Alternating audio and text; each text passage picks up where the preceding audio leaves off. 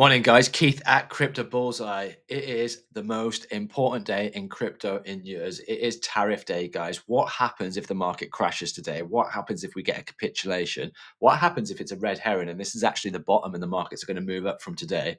We need to understand exactly where we are in the cycle. So, in today's video, we're going to look at where max pain is for Bitcoin, how far it could pull back, and what that would do to the altcoins, what that would do to your altcoins.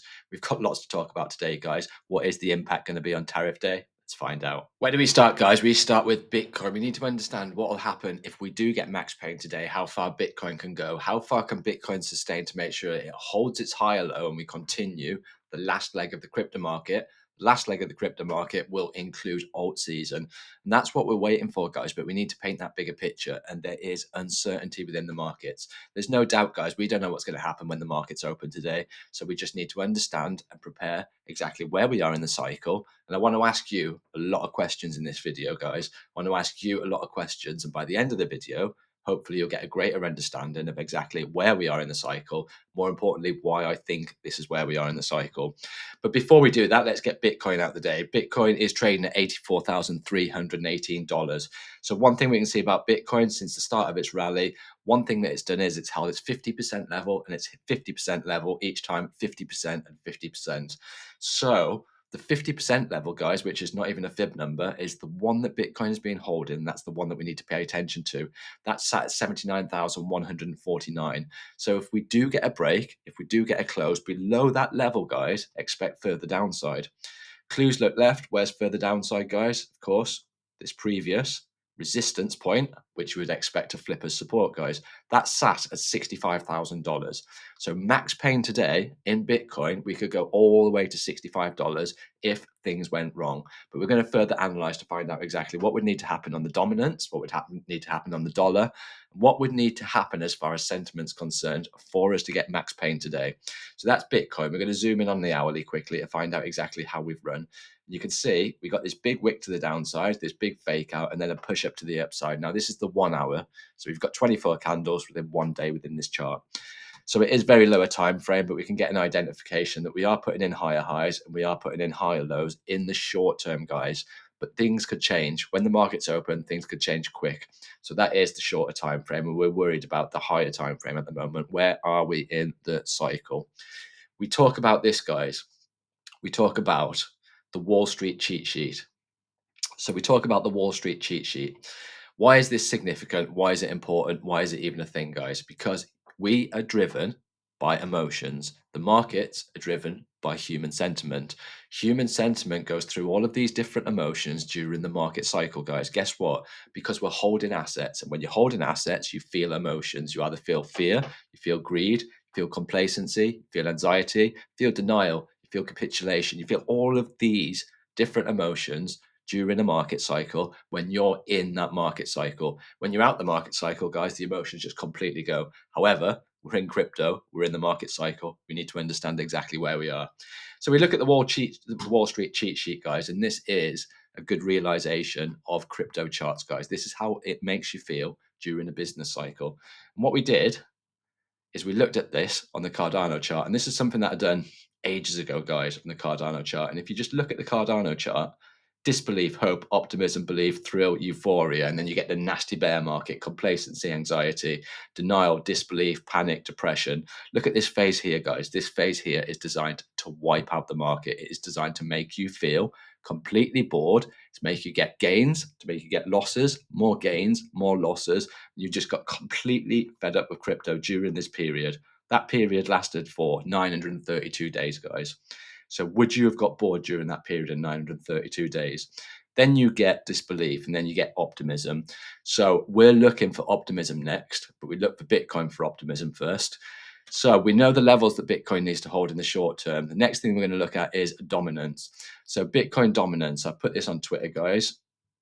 A big thread about this, what I expect to happen on dominance. Dominance is topping out. I don't care what anyone says. We're getting a breakout to the upside of this ascending wedge. Breakout to the upside is a bullish pattern. However, you stick the indicators on, you can see one thing, guys. This on the RSI is still a lower high. This on the price is still a higher high.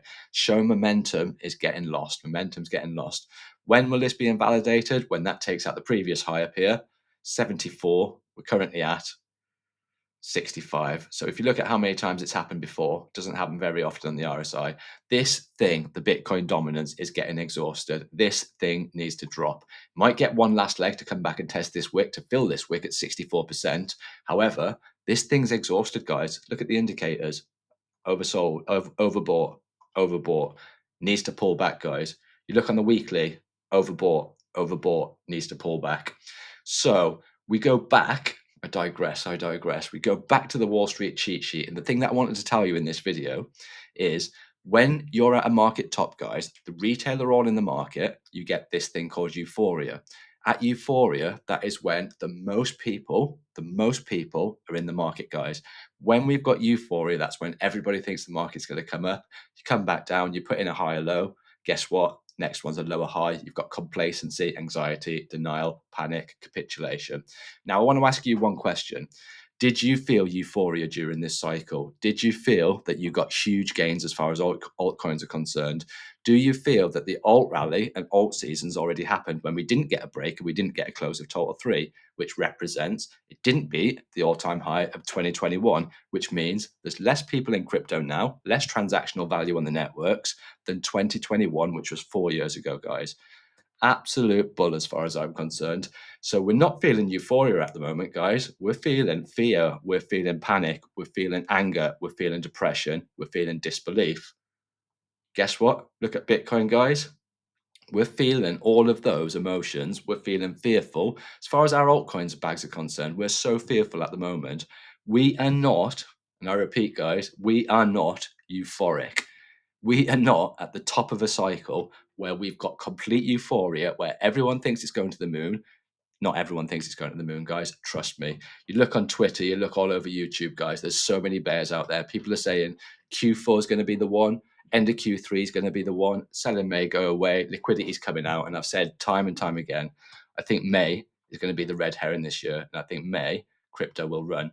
Do I know that, guys? No, I don't know that. It's only happened a few times in the last 10 years. However, I've got a funny feeling this year is going to be one of those years, just the way that the market's moving so far and just the way that the market's set up. So we want this drop in dominance. We're looking for this drop in dominance. And the next signal we're looking for is a drop in the DXY.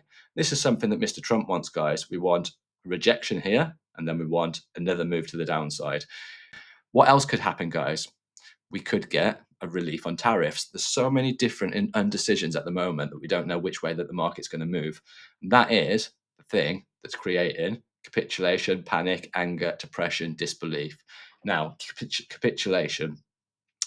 There's a lot of new people, there's a lot of new retail that's in crypto within the last 12 months. These people that are in crypto in the last 12 months, guys, ultimately their P&L is probably in a loss. People that don't understand the previous cycles, people that don't understand the 4-year cycle, the business cycle, all they're doing is buying an asset, seeing that it's going down, and then selling it because they think it's going to go to zero. They don't understand that the way that the market moves, guys. So the next thing we're going to look at, that was the DXY. We want a weak dollar. Mr. Trump wants a weak dollar. He's trying to send a signal to the Fed. We want reduced interest rates. We want our world debt refinancing. Once we get our world debt refinancing, we can stimulate the economy. Once we stimulate the economy, new money goes into crypto. Once new money goes into crypto, alt season. How do I know that, guys? Look at the fear and greed index. You can see these boxes, these periods here, when we're in times of extreme fear, they represent these boxes here. What happens each time that we're in extreme fear? We get a big push to the upside. Each time, guys, we get a big push to the upside. Every single time we get that push to the upside. Now, we're at that level again now. We're at the level again now where we've been in extreme fear. We're in fear now. This was extreme fear down here, guys. So we've been in extreme fear and we're waiting for the push to the upside. What gives us an indication that we could get to the push to the upside, guys? We've measured the cycle. We've measured the estimation of the cycle because we know that the last 2 cycles from their previous bear market low to their bull market high lasted 1,064, 1,065, 1,066. So when you put that on the weekly, guys, you can see it's 152 weeks, 153 weeks, 152 weeks. And then we've also measured it from the halving as well. From the halving, we've got, let's get that up, 79 bars. We've got 78 bars there. And then I've measured 78 bars here.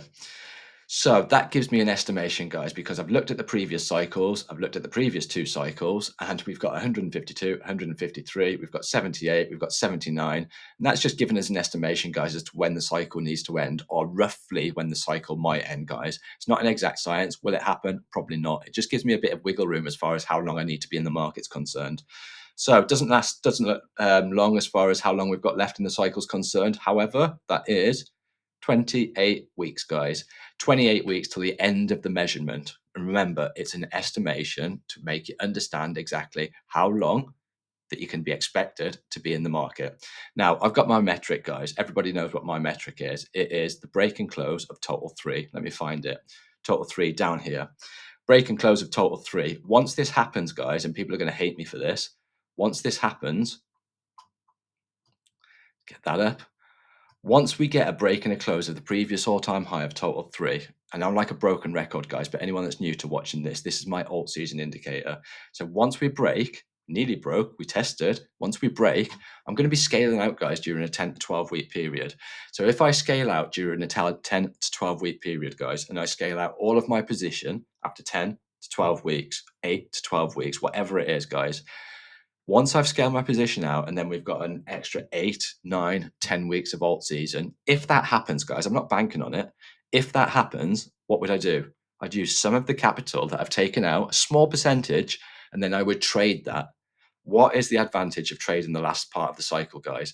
It makes you put stop losses on there. It makes you put protections on there. It helps you ride the swings all the way up until we come crashing down. When we come crashing down, you've got the appropriate stop losses in there to make sure that you get stopped out in profit while the rest of the market goes down.